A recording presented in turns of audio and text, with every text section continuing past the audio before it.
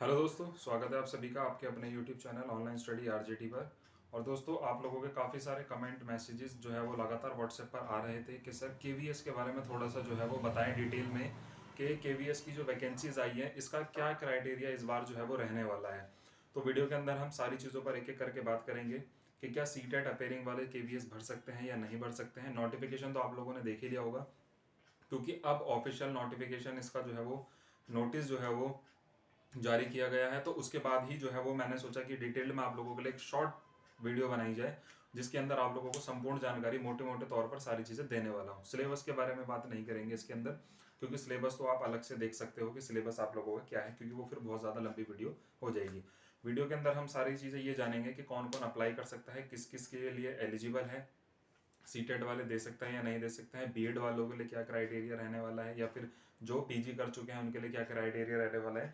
इन सभी मुद्दों पर यहाँ पर हम बात करेंगे। तो सबसे पहली चीज़ तो आप लोगों को पता है कि लगभग जो है वो 13,000 के प्लस जो है वो पोस्ट यहाँ पर आई है। 13,000 प्लस पोस्ट आई है। इसके अंदर पीआरटी, पीजीटी, टीजीटी,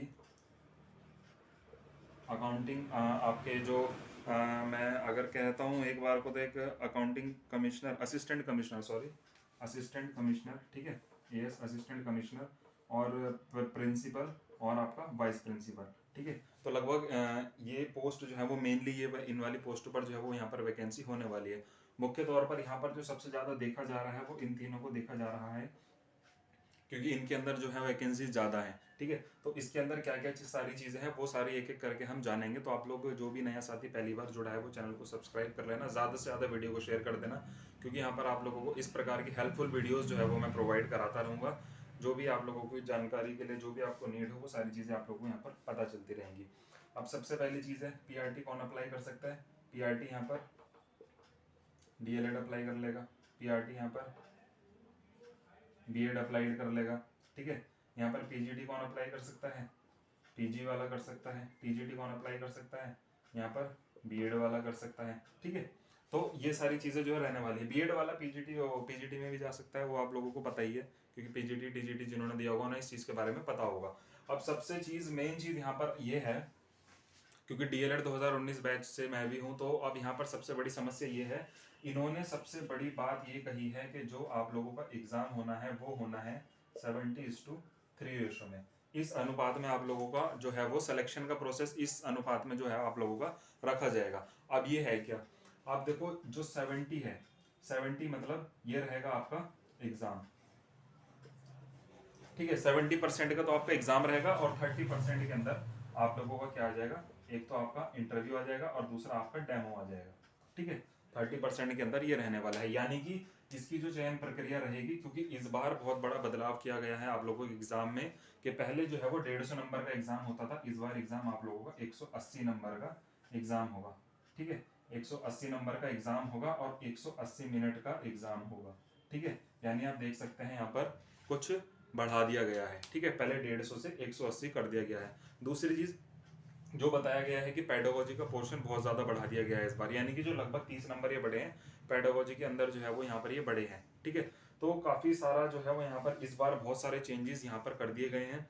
एक चीज यहाँ पर और मैं बता देता हूँ कि जो 80 है, 180, इस 180 का जो है वो 70%, इस 80 में से जिसके जो भी नंबर आएंगे उसका 70% ये 70% निकलेगा, प्लस 30% आपका इंटरव्यू के नंबर, प्लस आपका आपका डेमो के नंबर, ठीक है। इन सबको ऐड करने के बाद जो नंबर आएंगे उस बेस पर मेरिट आप लोगों की बनने वाली है, ठीक है। अलग अलग पोस्ट की अलग अलग क्राइटेरिया रहेगा, सारी चीज अलग रहेंगी, लेकिन जो एग्जाम का पैटर्न है, सिलेक्शन का प्रोसेस है, वो सभी का जो है वो इस प्रकार से होने वाला है, इस तरीके से होने वाला है, ठीक है।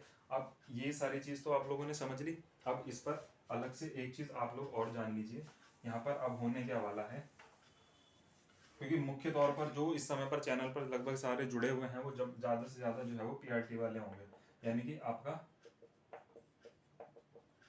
प्राइमरी टीचर, ठीक है, इसके लिए जुड़े हुए होंगे। अब इसके अंदर समस्या क्या है, यहाँ पर सबसे पहली चीज इन्होंने बोली है कि डीएलएड जो है वो आपका कंप्लीट होना चाहिए, सीटेट भी आप लोगों का कंप्लीट होना चाहिए, तभी आप लोग इस फॉर्म को अप्लाई कर सकते हो। यानी कि इस बार इन्होंने, जो लोग जैसे पिछली बार इन्होंने किया था कि जो लोग सीटेट अपेयरिंग में थे उन्होंने इस फॉर्म को भर दिया था, इस बार वो लोग भर नहीं सकते हैं, ठीक है। तो जो लोग सीटेट अपेयरिंग में है, जो सीटेट अपेयरिंग वाले इस फॉर्म को इस समय पर नहीं भर सकते हैं, सिर्फ वही भर सकता है जिसका क्लियर है। पहले अपेयरिंग वालों को इसलिए भरवाया गया था, जो चीज़ बताई गई है कि उस समय पर 16 और 18 के बीच में सीटेट नहीं हुआ था, तो इसलिए ये चीज़ें देखते हुए कि एग्ज़ाम नहीं हो पाया, तो इसलिए जो है वो फॉर्म फिल करवा दिया था। पर इस बार ऐसा नहीं है, इस बार इन्होंने सिर्फ ये बोला है कि जिसका सारे डॉक्यूमेंटेशन कंप्लीट होना चाहिए फॉर्म भरने वाले दिन तक, ठीक है। यानी कि जब तक एग्जामिनेशन फॉर्म भरा जाएगा, यानी कि 26 दिसंबर तक आप लोगों का फॉर्म भरा जाएगा, ठीक है। 5 दिसंबर से, यानी कि कल से शुरुआत हो जाएगी आप लोगों की। 5 दिसंबर से 26 दिसंबर के बीच में आप लोगों के हर एक डॉक्यूमेंटेशन कंप्लीट होना चाहिए, कोई भी अपेयरिंग में नहीं होना चाहिए, तब आप लोग इसके लिए अप्लाई कर सकते हो, तब आप लोग एलिजिबल हो एग्जाम में बैठने के। सिलेक्शन प्रोसेस बता दी, 70:30 के अंदर सिलेक्शन प्रोसेस आप लोगों की होने वाली है। जिनका डीएलएड कंप्लीट है, सीटेट कंप्लीट है, वही अपेयर कर सकते हैं। ऐसा ना हो कि सीटेट पूरा है और डीएलएड में बैक लगी हुई है या डीएलएड अभी चल रहा है, तो वो लोग नहीं कर सकते हैं। डीएलएड कंप्लीट है और सीटेट कंप्लीट नहीं है, वो लोग भी नहीं कर सकते हैं, ठीक है। एक चीज़ इसके अंदर सबसे बड़ी समस्या बीएड वालों को लेकर के आई है कि बीएड वालों का अभी जो है वो एक सुप्रीम कोर्ट में याचिका डाली गई है, जिसमें उनका सीटेट का एडमिट कार्ड भी रुकवाया गया है, और इस पर थोड़ा सा ये भी केस चल रहा है कि जो है इन्हें प्राइमरी से बाहर किया जाए, ठीक है। तो इस चीज़ को लेकर के जो है वो अभी कोर्ट में सुनवाई चल रही है, पर बीएड वाले भी इसको अप्लाई कर सकते हैं, कोई दिक्कत नहीं है। अगर आपके पक्ष में फैसला आता है बीएड वालों को अगर बने रहने देते हैं तो आप लोगों की प्रक्रिया आगे चलेगी, नहीं बने रहने देते तो आप लोगों को बाहर कर दिया जाएगा, ठीक है। बात सिर्फ कितने की है, बात सिर्फ 1500 रुपये की है। 1500 रुपये का जो है वो आप लोगों का इसका फॉर्म जो है वो फिल करवाया जाएगा, और उसके अंदर ये सारे क्राइटेरिया आप लोगों के जो है वो लिए जाएंगे कि जो आप लोगों का यहाँ पे बीएड है, इसको अभी इसके साथ बहुत ज़्यादा डाउट जो है वो बना हुआ है, क्योंकि जब तक कोर्ट में मैटर है तब तक कुछ नहीं कह सकते हैं क्या होगा क्या नहीं होगा, पर बीएड वाले चांस ले सकते हैं यहाँ पर, ठीक है। जिनका बीएड कंप्लीट नहीं है, ये भी सुन लीजिए, जिनका बीएड कंप्लीट नहीं है, रिजल्ट नहीं आया है अभी तक, क्योंकि जो आपका बाद का बैच है, जो अभी लास्ट बैच ही हुआ है, इनका अभी तक रिजल्ट नहीं आया है, तब तक जो है वो, तो बीएड वाले यहाँ पर थोड़ा सा देख सकते हैं, क्योंकि अभी तक आप लोगों का रिजल्ट नहीं आया तो आप लोग भी इसे फिल नहीं कर सकते। 26 से पहले रिजल्ट आ जाए तो आप लोग फिल कर दीजिएगा, सीटेट क्लियर है, ठीक है, वरना तो दिक्कत हो जाएगी, ठीक है। पीजीटी, और अगर देखो ये तो रही प्राइमरी की बात, ठीक है। प्राइमरी के अंदर जो है सिर्फ वही भर सकता है जिसकी सारी चीज़ें पूरी हो, सीटेट पूरा हो और डीएलएड पूरा हो या बीएड पूरा हो और सीटेट पूरा हो, ठीक है। रही बात इसमें पीजीटी की, तो पीजीटी के अंदर बताया गया है कि आप लोग एमए, जिन लोगों का एमए पूरा है तो वो लोग भर सकते हैं, ठीक है। डिटेल में आप लोग देख लेना, एमए पूरा है तो वो लोग इसको अप्लाई कर सकते हैं पीजीटी के लिए। पीजीटी के लिए जो है वो आप लोगों का बीएड पूरा होना चाहिए, ठीक है, पोस्ट ग्रेजुएशन पूरा होना चाहिए, तो तब आप लोग इसको भर सकते हो, ठीक है। पीजीटी के लिए बीएड जरूरी है, हाँ, पोस्ट ग्रेजुएशन बीएड जरूरी है, और पीजीटी के लिए यहाँ पर आप लोगों के लिए एमए बता दिया गया है कि एमए आप लोगों को होना चाहिए, जो भी सब्जेक्ट आप लोगों के रहेंगे, ठीक है।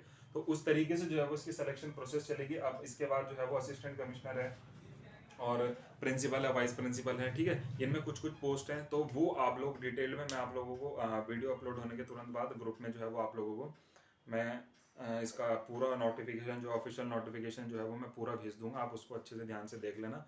और दूसरी चीज़ ये है कि जिन लोगों का ये है कि हाँ वो एलिजिबल हैं, तो वही इस चीज़ पर थोड़ा सा दिमाग मारना, अदरवाइज़ तो कोई ज़रूरी नहीं है कि अगर आप लोग बैक लगी हुई है आप लोग उसके पीछे पड़े हुए दिमाग लगा रहे, कोई ज़रूरत नहीं है। सीटेट अगर उन्हें भरा है तो सीटेट पर ध्यान दीजिए, और डीएलएड का एग्ज़ाम की आप लोगों की कल के लिए बता दिया गया है कि कल मंडे या ट्यूसडे को डेट शीट आ जाएगी, तो आप लोग उस पर ध्यान दे दीजिएगा, ठीक है।